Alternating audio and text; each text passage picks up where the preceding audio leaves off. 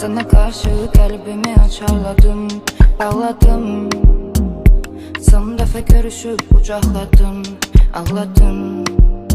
Vidalaşıb bitirdin hər şey, geçmişdə saxladın.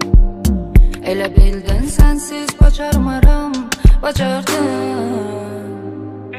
Qalmadım onunla, bir də çıxmaram yoluna. Daha yat mənə oyun van. Birgə yandıq, gülə döndük sevginin udunda. Bilirəm, çox gec olsa da anladım sonunda. Səni sevə, sevə, sevə, sevə yaşadım bəs. Səni sevə, sevə, məhəbbətdən aldım həvəsmi. İndi yollarımız ayrı, daha deyiləm susan.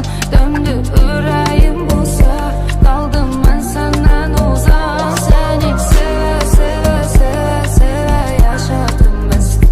Səni sevə, sevə, məhəbbətdən aldım həvəsmi.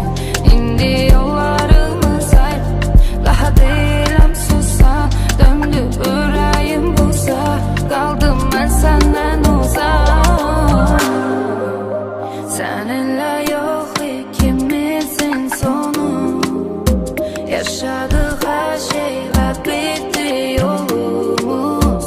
Mən yuxusuz gecələrdə məhbus, hələ də səni çox sevirəm əfsus. Nə olar bir söz demə daha sus.